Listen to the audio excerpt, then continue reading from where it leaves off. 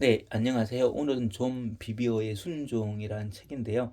하나님의 권위 아래서 누리는 보호와 자유해서 존 비비어 지음되어 있고요. 출판사는 도라노 출판사인데요. 그럼 짧게 재밌는 책 속으로 한번 들어가 볼게요. 내키는 것만 따르는 것은 순종이 아니다. 90% 따랐더라도 부분적인 순종은 하나님 보시기에 불순종이다. 이스라엘 초대왕 사울의 삶은 한 인간이 불순종이라는 유의에 빠질 때 일어나는 일을 생생하게 보여준다. 사울의 비참한 이야기는 신자들에게 여러모로 중요한 교훈을 준다. 하나님이 사울에게 하신 징계의 말씀에 이 이야기를 이해할 수 있는 열쇠가 있다. 사울의 삶을 살펴보면 하나님의 권위에 온전히 순종하지 않는 삶이 영적으로 맞닥뜨린 결과를 분명히 이해할 수 있다. 우리만 원한다면 사울의 이야기에서 얻은 교훈, 우리에게 힘이 될 것이고, 사울의 실패는 우리 삶에 주는 더없이 분명한 경고가 될 것이다.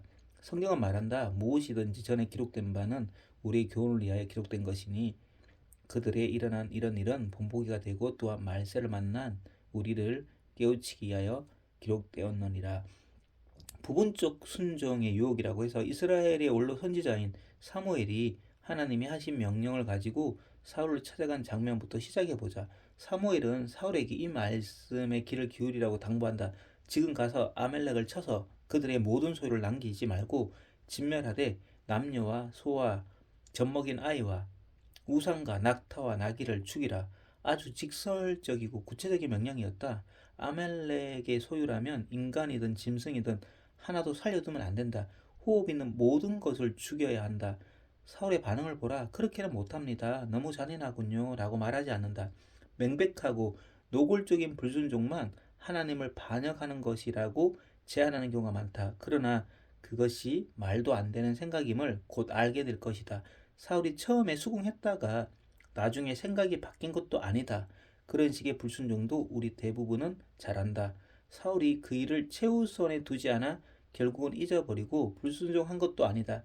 그런 행동 역시 엄연히 순종은 아니지만 의도는 좋았으니 봐줄 수 있다고들 생각할 것이다. 결국 이 세 시나리오 모두 불순종하는 행위라는 점에는 대체로 이의가 없겠지만 여기서는 사울에게 집중해보자. 사울은 즉시 군사를 모아 아멜렉을 공격할 채비를 한다. 만사가 순조로워 보였다. 아멜렉을 치고 모든 남녀와 어린아이와 젖먹은 아이를 죽였다. 사울과 그 훌륭한 군대의 칼날에 수많은 사람이 목숨을 잃었다. 그러나 사울은 아말렉 왕을 살렸다. 왜 그랬는가? 아마도 당시 문화에 따라 그리 했을 것이다. 한 나라를 정복해 그 지도자를 생포하면 그것은 살아있는 전리품을 왕궁으로 가져오는 것이었다. 사울은 동물도 수없이 죽였다. 그러나 가장 좋은 양과 소, 기름진 것, 어린 양 모두 좋은 것은 죽이지 않고 백성에게 주어 하나님께 제사를 드리게 했다. 성경적인 일을 한 것이다. 백성이 왕의 행동을 어떻게 생각했을지 상상해 보라. 죽어야 하는 동물들을 여호와께 제물을 드리면서 그들은 정말 경건한 왕이다. 항상 여호와를 첫째로 두지 않는가 하고 생각했을 것이다. 그러나 하나님은 전혀 다르게 보셨다. 그분은 탄식하였다. 내가 사울을 왕으로 세운 것을 후회하노니 그는 돌이켜서 나를 따르지 아니하면 내 명령을 행하지 아니하였습니다 하신지라. 사무엘은 근심하여 온 밤을 여호와께 부르짖으니라. 사울은 수만 명을 죽였지만 단 한 사람을 살려두었다. 명령의 99%를 수행했다. 사람에게는 그러한 행동이 순종으로 보이겠지만 하나님은 불순종으로 보신다. 하나님은 그것을 거역이라 표현하신다. 이렇듯 부분적인 순종은 하나님 보시기에 전혀 순종이 아니라는 사실을 알아야 한다. 90%, 99% 순종도 명백하게 불순종이다. 붙잡으시는 하나님. 하나님은 불순종하는 사람을 점진적인 과정을 통해 붙잡으신다. 우선 거부는 언제나 죄를 자각하게 함으로써 다가오신다. 하지만 불순종을 반복해 미혹의 희장이 생겨 하나님의 마음과 말씀과 단절된 상태라면 그 부분은 선지자적 메신저를 보내신다. 사울에게 사무엘을 보내신 것처럼 말이다. 사람들이 눈을 뜨고 하나님의 길을 보게 하는 것이 선지자의 진정한 사역이다. 하나님은 어떤 사람이든 보내서 선지자의 사명을 감당하게 하실 수 있다. 반드시 실제 선지자일 필요는 없다. 하나님은 목사, 부모, 상사, 자녀, 친구 등 누구를 통해서든 메시지를 전하실 수 있다. 야고보 사도는 이렇게 설명했다. 내 형제들아 너희 중에 미혹되어 진리를 떠난 자를 누가 돌아서게 하는 자가 그 영혼을 사망에서 구원한 것이며 허다한 죄를 덮을 것임이니라.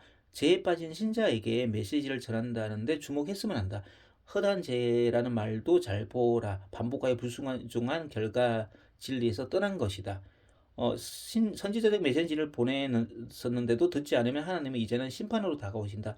바울은 우리가 우리를 살폈으면 판단을 받지 않으니라라고 말한다. 그래서 그렇다면 이런 했을 때 백성의 선지자적의 하나님의 백성의 선지자적 경고를 무시하거나 거부하면 하나님이 어떻게 그들을 벌하고 심판하실까? 대개 하나님은 고생이나 질병이나 그 밖의 고난으로 심판하신다. 네, 뭔가 마음에 드시는 가까운 교회를 한번 가보시면 참 좋을 것 같네요. 감사합니다. 사랑합니다. 축복합니다.